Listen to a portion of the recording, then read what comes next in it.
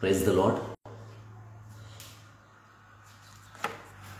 सुंदर वेळेबद्दल त्या परमेश्वराला मान, महिमा, गौरव असो. पुन्हा एक वार त्या पवित्र देवाने आपल्या सर्वांसमवेत त्याच्या चरणाजवळ येण्यासाठी सुंदर संधी दिली. त्याबद्दल त्या देवाला मान, महिमा, सन्मान, गौरव हा त्याने सदा सर्व काळ असो. मागील काही दिवसामध्ये जे पाळकीय प्रशिक्षण सभा अनेक ठिकाणी महाराष्ट्रामध्ये असेल, वेगवेगळ्या राज्यामध्ये असेल, त्या ठिकाणी घेण्यासाठी देवाने सहाय्य केलं आणि त्याद्वारे आत्मिक पुढारीपण ज्याद्वारे अनेक ठिकाणी शिकवण्यासाठी संधी दिली आणि अनेक सेवकांचं जीवन त्याद्वारे घडलं गेलं. अनेकांच्या जीवनाला त्या शिक्षणाद्वारे कलाटणी मिळाली आणि आज अनेक ठिकाणी देवाचं सामर्थ्य कार्य ते सेवक वर्ग मोठ्या सामर्थ्याने करत आहे. त्याबद्दल त्या देवाला मान, महिमा, सन्मान, गौरव असो. मागील काही दिवसापासून मंडळ्या रोपण आणि आत्मिक पुढारीपण, अनेक पुढारी घडवणं, त्यांना सेवा कार्यामध्ये पाठवणं, हे काम आम्ही करत आहोत आणि जवळपास 10 वर्ष त्या पवित्र देवाने या सर्व कार्यासाठी आम्हाला सहाय्य मदत केलं, कृपा पुरवली, बळ पुरवलं, सामर्थ्य पुरवलं, आमच्या गरजा भागवल्या आणि या सर्व गोष्टीबद्दल मी मान, महिमा, सन्मान, गौरव त्या प्रभू येशूला देतो. प्रियांनो, देवाच्या वचनामध्ये जर आम्ही पाहिलं तर पुढारी पण अतिशय महत्वाचा आहे. लीडरशिप हे अतिशय महत्वपूर्ण असणारा विषय आहे आणि ज्या ठिकाणी आत्मिक पुढारी पण मजबूत नाही, आत्मिक पुढारी पण स्ट्रॉंग नाही, त्या ठिकाणी देवाचं कार्य देखील वाढत नाही, संजीवन यावा अशी अपेक्षा अनेकांची असते. परंतु ज्यावेळेस आम्ही प्रेषितीय कार्यपद्धतीचा योग्य प्रकारे अभ्यास करतो, पवित्र शास्त्राचं चांगल्या प्रकारे अध्ययन करतो आणि प्रेषितीय कार्यपद्धतीनुसार ज्यावेळेस सेवा कार्य किंवा मंडळ्या वाढवतो, ते सेवा कार्य अनेकांच्या जीवनाला कलाटणी देणारं होऊन जातं. आणि म्हणून अनेक ठिकाणी आम्ही पाहतो पाळकीय सभा चाललेल्या असतात, चालू असतात, परंतु जे हवंय ते ज्यावेळेस आपण अशा सभांमध्ये शिकवू ना, नक्कीच आमचं पुढारीपण वाढलेलं असणार आहे, ते दर्जेदार बनणार आहे, ते टिकाऊ बनणार आहे आणि प्रत्येक परिस्थितीमध्ये ते सक्षम जर बनलं ना, नक्कीच देवाचं राज्य मोठ्या सामर्थ्याने वाढलं जाणार आहे. आणि म्हणून आम्ही पाहतो आजही अनेक मंडळ्या त्या ठिकाणी प्रार्थना करत आहेत, अनेक सेवक वर्ग प्रार्थना करत आहेत की देवाने कामकरी पाठवून द्यावे, कारण शेत त्या ठिकाणी वाढलेली आहेत आणि भरमसाठ कामकऱ्यांची आम्हाला गरज आहे. परंतु ज्या प्रकारे कामकरी घडणं अपेक्षित आहे त्या प्रकारे घडले जात नाही, वाढले जात नाही आणि म्हणून देवाचं सेवा कार्य देखील सामर्थ्याने पुढे जात नाही आणि म्हणून आम्हाला पुढारीपणाची गरज आहे. मग पाळकीय व्यवस्थेमध्ये जर आम्ही पाहिलं, प्रेषितीय कामाचा नमुना किंवा प्रेषितीय जी पद्धत आहे ती जर आम्ही या दिवसामध्ये सेवा कार्यात अवलंबली तर नक्कीच आमचं सेवा कार्य हल्लेल्या देवाच्या राज्यासाठी एक लाभदायक आणि सामर्थ्य ठरल्या वाचून राहणार नाही. आणि म्हणून पवित्र शास्त्रामध्ये आम्ही पाहतो प्रेषितीय कार्य पद्धती किंवा पौलाचं सेवा कार्य हे देखील आमच्यासाठी अतिशय खूप काही शिकवणार आहे. आणि जर आम्ही त्यांचं अनुकरण किंवा त्या गोष्टी आमच्या जीवनामध्ये जर आणल्या ना, नक्कीच त्या करू प्रभू अद्भुत कार्य करणार आहे. या कार्यपद्धती आम्ही अनेक मंडळामध्ये रुजू केल्या आहेत. आमच्या अनेक मंडळामध्ये देवाच्या कृपेने हे शिक्षण चालू आहे आणि त्याद्वारे लीडरशिप एवढी मजबूत होत आहे की ते सामर्थ्याने कार्य करत आहे. हालेलुया. आणि म्हणून जर आम्ही पाहिलं तर आज आम्ही कंटिन्युअसली वेगवेगळ्या विषयाचं अध्ययन करणार आहोत आणि देवबाप करेन हजारो सेवकांना या माध्यमातून प्रभू उभा केल्या वाचून राहणार नाही, हजारो मंडळाचं रोपण तो प्रभू केल्या वाचून राहणार नाही, कारण देवाचं वचन सांगतं देवासाठी कुठली गोष्ट अशक्य नाही. आणि म्हणून आज आम्ही तिमोथेला दुसरे पत्र, अधिक वेळ न घेता त्यामध्ये जाऊया. तिमोथेला दुसरे पत्र आणि त्याचा अध्याय 4 आणि 9 पासून पुढील वचन मी तुमच्यासाठी वाचतो. जरूर सेवा कार्यामध्ये जर आपण आहात, जर मंडळीमध्ये विश्वासणारे या नात्याने आहात तर काळजीपूर्वक हा विषय समजून घ्या त्याचा अध्ययन करा, वाचन करा, मनन करा. नक्कीच हा विषय आपल्या जीवनाला कलाटणी देणारा असेल. अनेकदा आम्ही जर आमच्या मंडळांची परिस्थिती पाहिली तर मंडळामध्ये महत्वाचा प्रश्न मी या ठिकाणी सांगत आहे तो हा, मंडळामध्ये किती जण प्रार्थना करणारे आहेत खऱ्या रीतीने. फक्त मंडळीमध्ये संडेला येणाऱ्याबद्दल मी बोलत नाही. मंडळामध्ये किती जण दररोज बायबलचं नित्यनेमाने वाचन करणारे आहेत, महत्वाची गोष्ट आहे. मंडळामध्ये किती जण प्रामाणिकपणे सुवार्थ प्रसार करणारे आहेत, किती जण आपली स्वतःची साक्ष इतरांना शेअर करणारे आहेत. सगळ्या गोष्टी महत्वपूर्ण आहेत. आणि जर आमच्या मंडळा सक्षम नसतील ना तर त्या ठिकाणी आम्ही देवाचं कार्य अपेक्षा असूनही करू शकणार नाही. आणि म्हणून मंडळांच्या मजबूतीसाठी आम्हाला या दिवसामध्ये काम करणं गरजेचं आहे. आणि म्हणून देवाच्या वचनामध्ये आम्ही पाहतो तिमोथेला दुसरं पत्र अध्याय 4 आणि 9 पासून पुढे जर आम्ही पाहिलं तर त्या ठिकाणी तिमोथेला लिहिलेल्या पत्रामध्ये प्रेषित पौल या ठिकाणी म्हणत आहे, तू होईल तितके करून माझ्याकडे लवकर ये. कारण देमासला ऐहिक सुख प्रिय असल्यामुळे तो मला सोडून थेसलोनिकास गेला. क्रेस्कियास गलतियास व तीत दालमतियास गेला. लूक मात्र माझ्याजवळ आहे. मार्काला आपल्याबरोबर घेऊन ये, कारण तो सेवेसाठी मला उपयोगी आहे. तुकिकाला मी इफेसास पाठवले. माझा झगा त्रोवासात कार्पाजवळ आहे. तो येताना घेऊन ये आणि पुस्तके विशेष करून चर्मपत्रेही घेऊन ये. या वचनामध्ये जर आम्ही पाहिलं तर प्रेषित पौलाबरोबर असणारी जी लिडरशिप आहे किंवा प्रेषित पौलाबरोबर जे असणारे सहकारी आहेत त्यांचं जीवन आध्यात्मिक रीतीने इतक्या वरच्या स्तरावरचं होतं.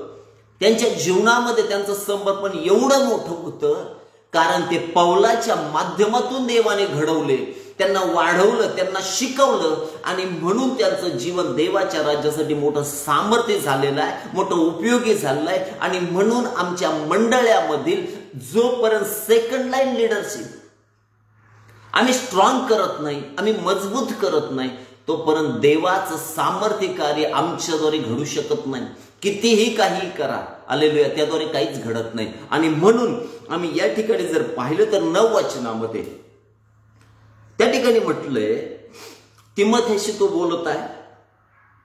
आणि या पत्राद्वारे जर आम्ही पाहिलं तर त्या ठिकाणी म्हटलंय, तू होईल तितके करून माझ्याकडे लवकर ये. तिमोथेचं जीवन एक समर्पणामध्ये चालणारा प्रभूचा सेवक आहे, जो प्रेषित पौलाच्या हाताखाली घडला. आणि प्रेषित पौलाची लिडरशिप जर आम्ही पाहिली, पुढारी पण जर पाहिलं तर प्रेषित पौल हा सुधारणावादी कार्य करणारा देवाचा महान सेवक आहे. तो महान सुवार्थिक आहे, तो महान टीचर आहे. अगणित गोष्टी त्या प्रेषित पौलाच्या जीवनामध्ये आम्हाला पाहाव्यास मिळतात. आणि म्हणून तिमोथी ज्यावेळेस त्या ठिकाणी मी पाहतो या पौलाबरोबर आहे, विचार करा, प्रेषित पौलाच्या माध्यमातून जर तिमोथी घडला तर तिमोथेचं आध्यात्मिक जीवन किती स्ट्रॉंग असणार आहे.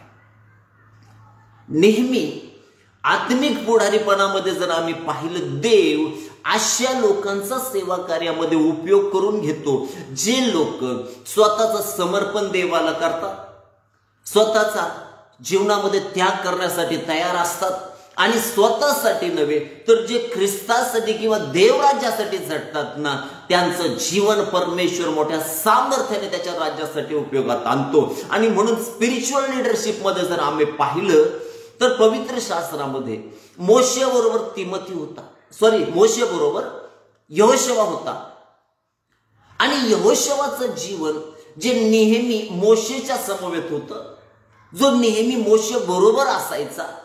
आणि त्या ठिकाणी ज्या प्रकारे त्या यहोशवाची घडवणूक झाली, जडणघडण झाली, तो मोशे समान अभिषिक्त सामर्थ्यवीर तयार झाला, कारण तो मोशेच्या बरोबर होता. आणि म्हणून आम्हाला जे पुढारी लागतात त्यांचं जीवन जर देवाला समर्पित आहे, त्यांच्या जीवनामध्ये जर पवित्र आत्म्याचा अभिषेक आहे, जर ते देवाच्या कार्यासाठी समर्पणाने काम करतात, मोठमोठ्या गोष्टीचा त्याग करण्यासाठी ते तयार असतात आणि मोठं दर्शन त्यांच्या समोर आहे, मोठं व्हिजन त्यांच्या समोर आहे आणि त्यानुसार जर ते चालतात, तर नक्कीच त्यांचं जीवन अन्य इतरांसाठी आशीर्वादाचं कारण ठरलं जातं. मोशेच्या माध्यमातून यहोशवा घडला आणि यहोशवाने जेव्हा तो कनानमध्ये गेला, अगणित लढाया तो लढला आणि त्या प्रत्येकामध्ये परमेश्वराने त्याला विजय दिला. त्याचं कारणच हे आहे, तो मोशेच्या पुढारीपणाच्या माध्यमातून घडला गेला होता आणि म्हणून त्याचंही जीवन त्या सामर्थ्यात होतं ज्या प्रकारे मोशे चालला. आणि म्हणून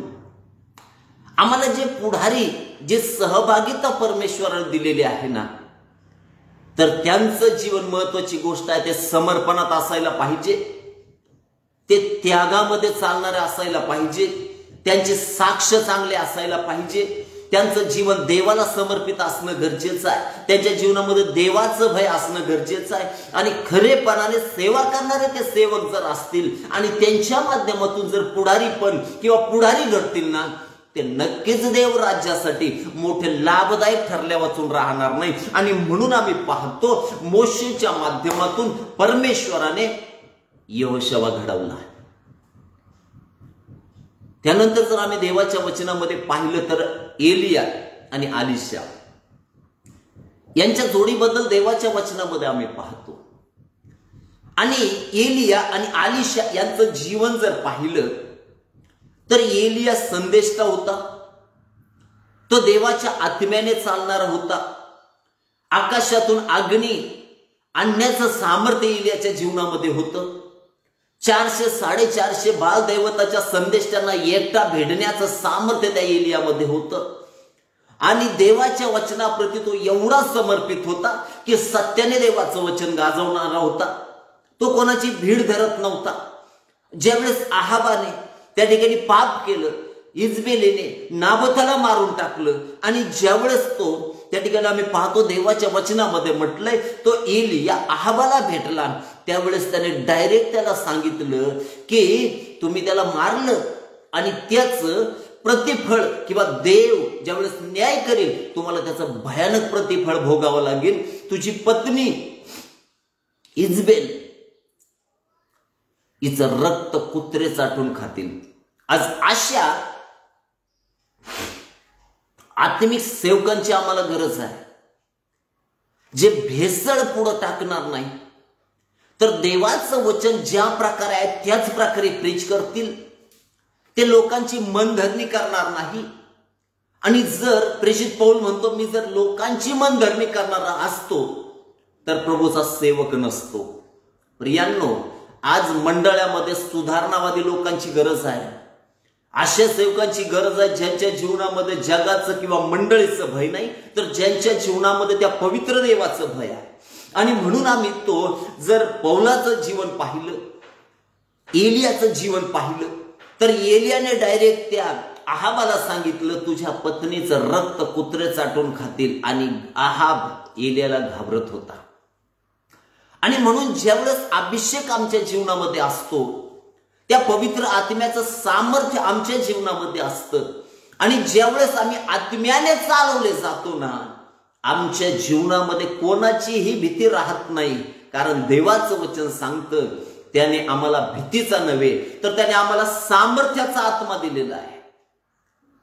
लूका वर्तमानामध्ये म्हटलंय जो जगामध्ये आहे त्याच्यापेक्षा जो तुमच्यामध्ये आहे तो मोठा आहे. आणि असाच जर सामर्थ्य परमेश्वर आमच्या बरोबर राहतो तर आम्ही वचन सांगण्यासाठी सत्यता आमच्या जीवनामध्ये असायला पाहिजे.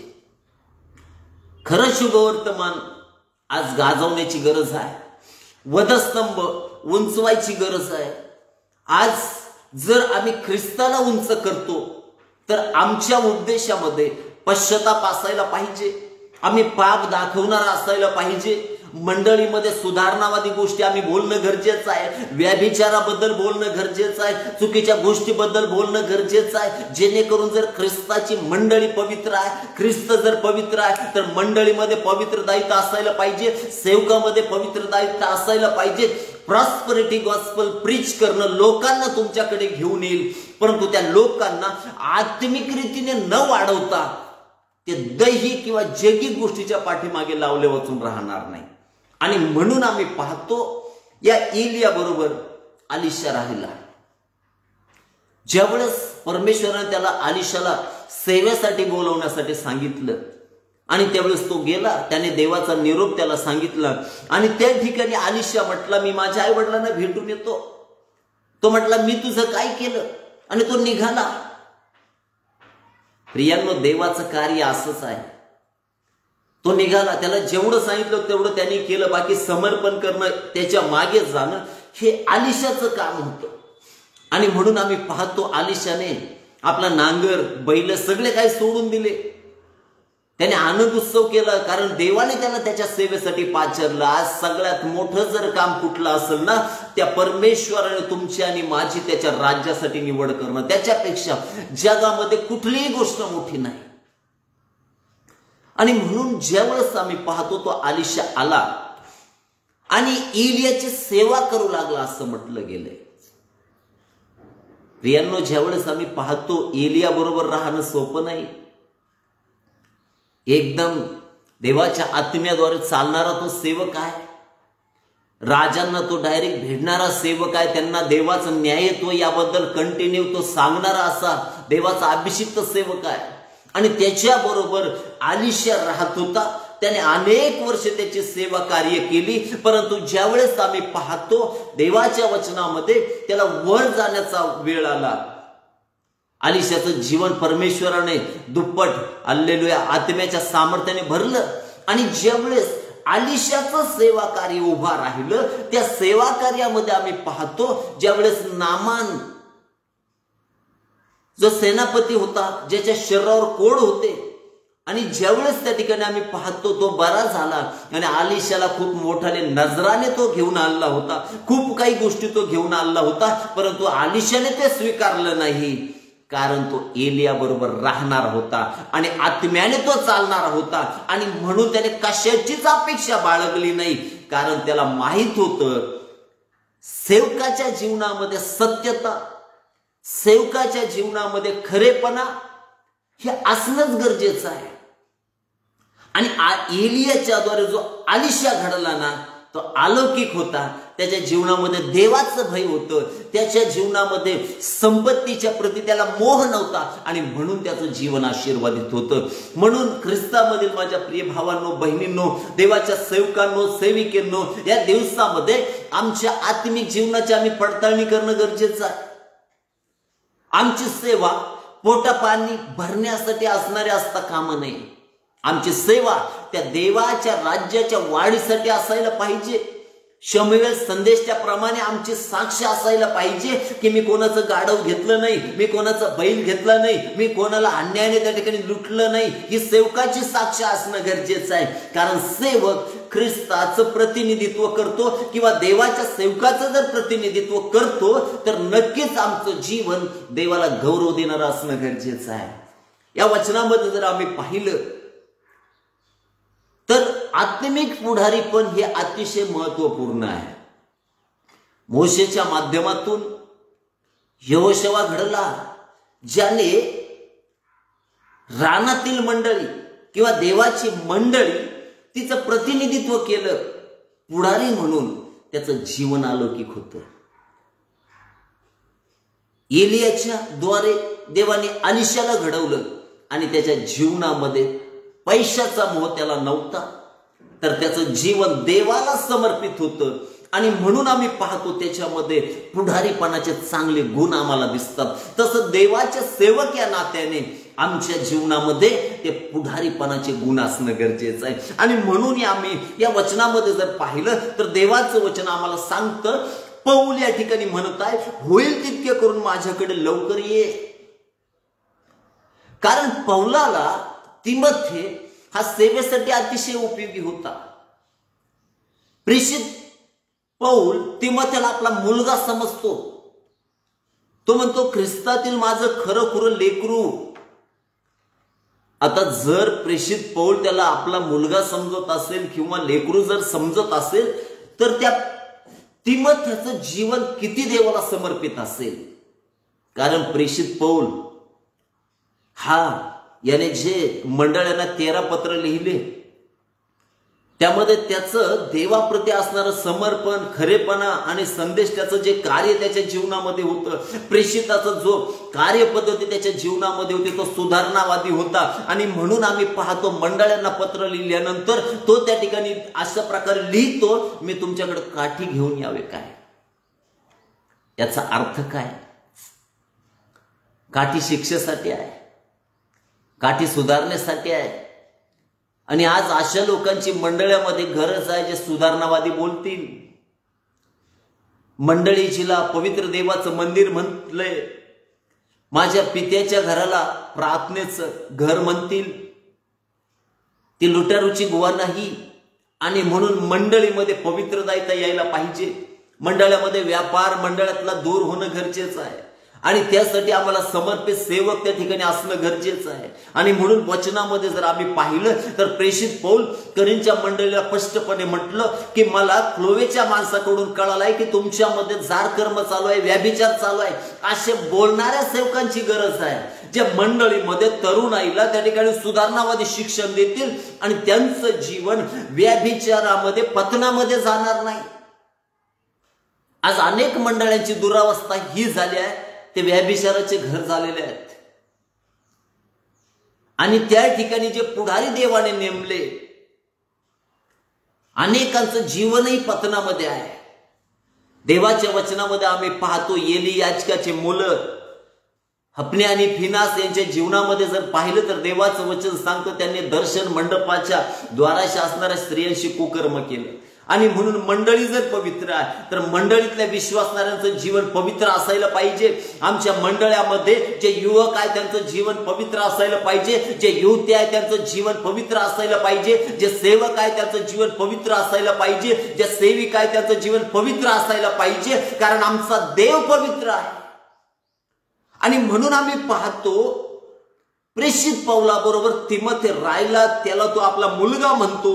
त्याचं जीवन किती देवाला समर्पित आहे. तो प्रेषित पौलाला सेवा कार्यामध्ये मोठ्या प्रमाणामध्ये मदत करत होता आणि म्हणून तो म्हणतो तू होईल तितके करून माझ्याकडे लवकर ये. आमच्या सेवा कार्यामध्ये आमच्या बरोबर तिमोथी असणं गरजेचं आहे, जे आम्हाला सेवा कार्यामध्ये सपोर्ट करतील, जे आम्हाला सेवा कार्यामध्ये हल्लीला मदत करतील, जे आम्हाला ख्रिस्ताचं दर्शन किंवा ग्रेट कमिशन पूर्ण करण्यासाठी हल्लेले आमच्या बरोबर असतील. अशा समर्पित लोक ज्यावेळेस आमच्या बरोबर असतात त्यावेळेस देवाचं सामर्थ्य कार्य आमच्याद्वारे घडल्या वाचून राहत नाही. आणि म्हणून या वचनामध्ये जर आम्ही पाहिलं तर तो म्हणतो, प्रेषित पौल या ठिकाणी लिहितो की माझ्याकडे होईल तितकं करून लवकर ये. खाली जर वाचलं तर 10 वचन आम्हाला सांगतं, कारण देवासला ऐहिक सुख प्रिय असल्यामुळे तो मला सोडून थेसलनिकास गेला. प्रियानो, देमाचं जीवन जर आम्ही या ठिकाणी पाहिलं तर प्रेषित पौलाचं सेवा कार्य करत असताना आम्ही पाहतो तो आपल्या सेवा कार्याबद्दल ज्यावेळेस प्रेषितांच्या कृत्यामध्ये लिहितो ना, तर त्या ठिकाणी जर आम्ही पाहिलं तर प्रेषितांच्या कृत्यामध्ये त्याच्या सेवा कार्याबद्दल तो लिहित असताना त्याच्याबद्दल सर्व काही गोष्टी तो नमूद करतो आणि त्या आमच्यासाठी अतिशय महत्वाच्या अशा त्या आम्हाला मार्गदर्शन करणार आहे. आणि म्हणून प्रेषित पौलाचं सेवा कार्य काय होतं, प्रेषितांचे कृत्य अध्याय 20 आणि त्याचं काही वचन जर 18 वचन जर पाहिलं तर त्या ठिकाणी असं म्हटलंय, 17 पासून पुढील वचन, मग त्याने मिलिताहून इफिसस निरोप पाठवून मंडळीच्या वडिलांना बोलवून घेतले. ते त्याच्या जवळ आल्यावर त्याने त्यास म्हटले, मी आशिया प्रांतात पहिल्याने पाऊल टाकल्यापासून तुम्हा बरोबर नेहमी कसा होतो, फार नम्रतेने, आसवे गाळीत, यहुदांच्या कटामुळे माझ्यावर आलेली संकटे सोशीत, मी प्रभूची सेवा कशी केली हे तुम्हाला ठाऊक आहे. जे हितकारक ते सांगण्यामध्ये, 4 लोकात व घरोघरी शिकवण्यात मी कसूर केली नाही. आणि पुढे जर आम्ही पाहिलं तर प्रेषित पौल सगळ्या गोष्टीबद्दल मार्गदर्शन करतो. 33 वचनामध्ये म्हटलंय, प्रेषित पौल म्हणतो, मी कोणाच्या सोन्याचा, रुपयाचा, वस्त्राचा लोभ धरला नाही. माझ्या व माझ्या सोबत्यांच्या गरजा भागवण्याकरता याच हातांनी श्रम केले, हे तुम्ही स्वतः जाणून आहात. सर्व गोष्टीत मी तुम्हाला कित्ता घालून दाखवलाय. तसंच तुम्ही श्रम करून दुर्बळांना सहाय्य करावे. घेण्यापेक्षा देणे यात जास्त धन्यता आहे, असं जे वचन प्रभू येशू स्वतः म्हणाला होता, त्यांची आठवण ठेवावी. या वचनामध्ये जर आम्ही पाहिलं प्रियांनो, प्रेषित पौल स्वतः काम करत होता. अक्विला आणि प्रिस्किल्ला यांच्याबरोबर त्यांचा व्यवसाय एक असल्यामुळे तो काम करत होता. तो जबाबदारी आपली स्वीकारणारा व्यक्ती होता. आणि देमास ज्यावेळेस त्याच्या बरोबर होता, देमासला वाटलं इतर प्रेषितांच्या पायाजवळ ज्यावेळेस मंडळीतले लोक जमिनी विकत काही करीत त्यांच्याजवळ मुबलक पैसा असायचा, परंतु प्रेषित पौलाच्या सेवा कार्यामध्ये पैसा नव्हता. आणि म्हणून तो काम करायचा. तो आपल्यासाठी, आपल्या सोबत्यांसाठी, अनेकांना काही मदत करण्यासाठी त्याचं काम करण्याचं तो करत होता, कारण त्याची साक्ष उत्तम असावी ही त्याची अपेक्षा होती. आणि म्हणून प्रेषित पौलाच्या सेवा कार्यामध्ये आम्ही पाहतो त्याने काम केलं. देमासला काम नको होतं.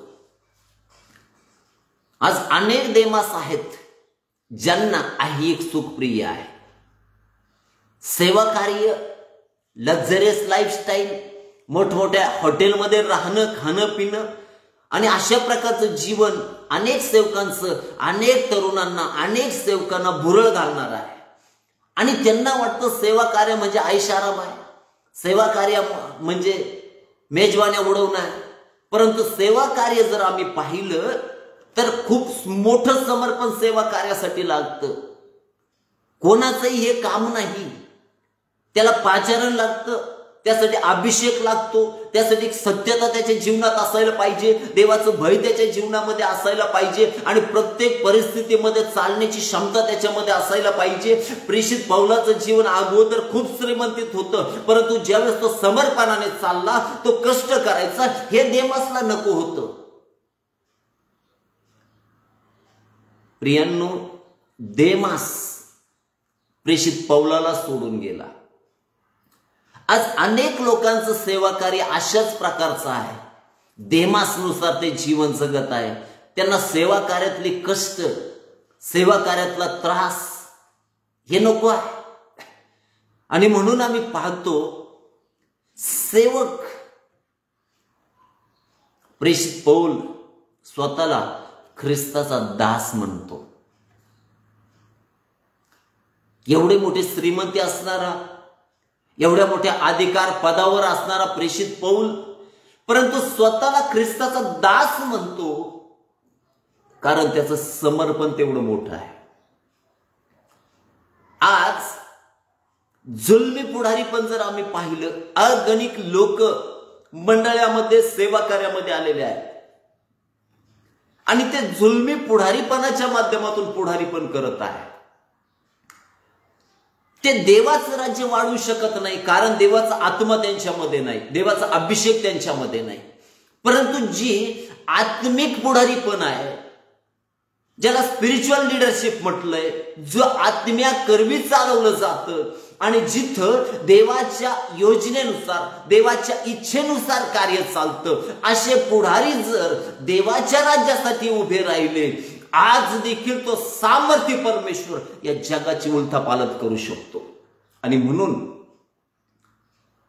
प्रेषित पौलाबरोबर तो राहिला नाही, कारण प्रेषित पौलाचं जीवन संघर्षमय होतं. कुठेही त्याचा छळ व्हायचा, कुठेही त्याला मारलं जायचं, परंतु जग हलवणारा प्रेषित पौल, त्याला त्याने गमावलं.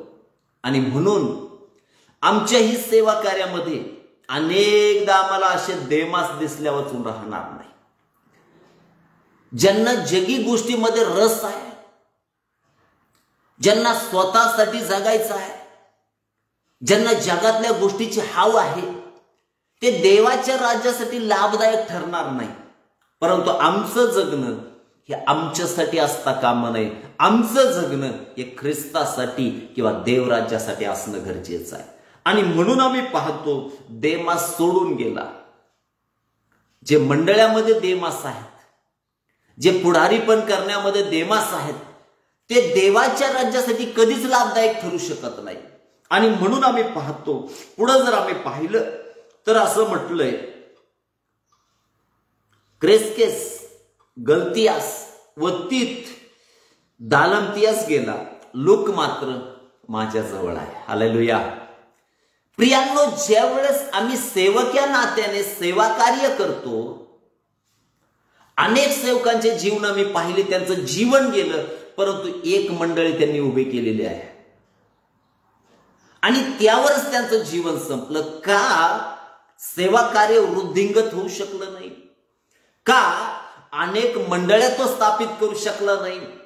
का? त्याचं जीवन देवाच्या राज्यासाठी फलदायी होऊ शकलं नाही.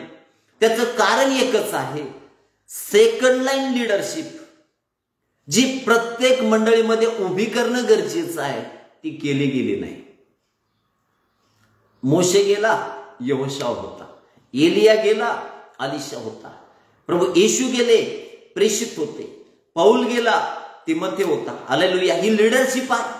आणि म्हणून जोपर्यंत आम्ही लीडरशिपवर फोकस करत नाही, जोपर्यंत आम्ही डिसायपलशिपवर फोकस करत नाही आणि मंडळामध्ये त्यांना वाढवत नाही, तोपर्यंत सेवा कार्य आमचं वाढणार नाही, अधिक मंडळ्या रोपण होणार नाही, अधिक पुढारी उभे राहणार नाही. आणि म्हणून आम्हाला या ठिकाणी जर आम्ही पाहिलं तर अनेक सेवक एकच मंडळी जीवनभरात बनवतात आणि ते संपूर्ण जीवन तिथंच काढतात. परंतु या दिवसामध्ये ग्रेट कमिशन पृथ्वीच्या शेवटापर्यंत आम्हाला जाण्यासाठी सांगितलेलं आहे. आणि ज्यांच्या जीवनामध्ये व्हिजन आहे, ज्यांच्या जीवनामध्ये दर्शन आहे आणि जे देवाच्या आत्म्याकरवी चालतात, ते हजारोंना उभं करण्याचं सामर्थ्य ठेवतात, लाखोंना उभं करण्याचं सामर्थ्य ठेवतात. या दिवसामध्ये दर्शन मोठं ठेवा. एका मंडळीमध्ये संतुष्ट राहू नका, अनेक मंडळ्या उभ्या करण्यासाठी राहा, अनेक सेवकांना उभं करण्यासाठी राहा. आत्मिक वांछपण जीवनात असता कामा नये. देवाच्या वचनामध्ये प्रेषित पौल म्हणतो की मी लेकरांना जन्म दिला. आत्मिक भाषा आहे, आत्मिक भाषा आहे, ही समजणं गरजेचं आहे. काही इतरांची लेकरं सांभाळतात, याची मंडळी फोड, त्याची मंडळी फोड, त्याचे मेंढर इकडं कर, त्याचे लोक इकडं घे. ते वांछपण त्यांच्या जीवनामध्ये आहे. लेकरं प्रसवण्याची क्षमता त्यांच्या जीवनामध्ये नाही. परंतु प्रेषित पौल म्हणतो मी लेकरांना जन्म दिला, मी प्रसव वेदना अनुभवल्या. एका आत्मिक व्यक्तीला निर्माण करण्यासाठी खूप त्रास आहे, खूप कष्ट आहे आणि ते कष्ट प्रेषित पौलाच्या जीवनातून आम्हाला दिसतात. तसंच ज्यावेळेस आम्ही हन्नेचं जीवन पाहतो, ती वांझ होती आणि असं म्हटलंय की ती देवाच्या मंदिरामध्ये येऊन रडू लागली. हन्ना ही मंडळीचं दर्शक आहे, हन्ना हे सेवकाचं दर्शक आहे. आणि म्हणून जर वांझपण आमच्या जीवनामध्ये आहे तर आम्ही देवाच्या सानिध्यामध्ये येऊन रडायला गरजेचं आहे. देवा मला लेकरं हवेत, देवा माझ्याद्वारे सेवक घडायला पाहिजे. जर आपण सेवक आहात तर सेवक या नात्याने आमच्या माध्यमातून अनेक सेवक उभे राहणं गरजेचं आहे. आणि जर ते घडत नाही तर वांझपणा आमच्या जीवनामध्ये आहे. परंतु ज्यावेळेस आम्ही त्या विश्वासाने प्रभूच्या राज्यासाठी पाऊल टाकतो आणि पुढारीपण घडवण्यासाठी काम करतो ना, देव अनेक सेवकांना आमच्याद्वारे उभं केल्या वाचून राहत नाही.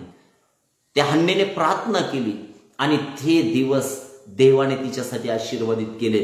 तिला शमूवेल दिला. शमूवेलाचं सेवा कार्य मोठं सामर्थ्य आहे, त्याचा देवाने महानतेने उपयोग केला आणि तो देवाचा समर्पित सेवक होता. तसं ज्यावेळेस आम्ही रडून देवाकडे आत्मिक लेकरांना मागतो आणि ज्यावेळेस आम्ही त्यांना घडवतो, वाढवतो, त्यांचं जीवन शमूएलासारखं असतं, कारण ते देवाकडून प्रार्थनेचं उत्तर म्हणून आलेले असतात. आणि म्हणून आत्मिक वांझपणामध्ये राहू नका. या दिवसामध्ये सेवक आहेस तर तू सेवकांना घडवणं गरजेचं आहे. सेकंड लाईन लीडरशिप चर्चमध्ये असायला पाहिजे. आणि म्हणून या दिवसामध्ये हाच विषय आम्ही कंटिन्यू करणार आहोत. म्हणून आज थोडासा वेळ यासाठी दिलेला आहे. यामध्ये आम्ही कंटिन्यू करणार आहोत. येणाऱ्या दिवसामध्ये चांगले विषय आपल्याला शिकण्यासाठी मिळणार आहे, जे आमच्या महाराष्ट्रातील मंडळांना मजबूत करणारे असतील, जे महाराष्ट्रातील नव्हे आमच्या देशातील लीडरशिप स्ट्रॉंग करणारे असतील आणि मोठं देव काम करणार आहे. म्हणून ख्रिस्तामधील माझ्या प्रिय भावांनो, प्रिय बहिणींनो, प्लीज हा व्हिडिओ इतरांना शेअर करा. जर आपल्याला देवाने या वचनाकरीला आशीर्वादित केलं तर जरूर कमेंटमध्ये कळवा. त्या माध्यमातून जर चांगल्या प्रकारचं आपण सेवा कार्य करत आहात, जर स्पिरिच्युअल आलेल्या मार्गदर्शन आपल्याला हवं असेल, तुम्ही जरूर संपर्क करा. प्रार्थनेमध्ये राहा. आमच्यासाठी प्रार्थनेत आठवण ठेवा. देवबाप करो या दिवसामध्ये पुन्हा एकदा जगाची उलथपालट करणारे आत्मिक पुढारी प्रभू येशूच्या नावात परमेश्वर या दिवसामध्ये घडवो. देवबाप या वचनातून तुम्हा सर्वांना आशीर्वादित करो. Praise the Lord.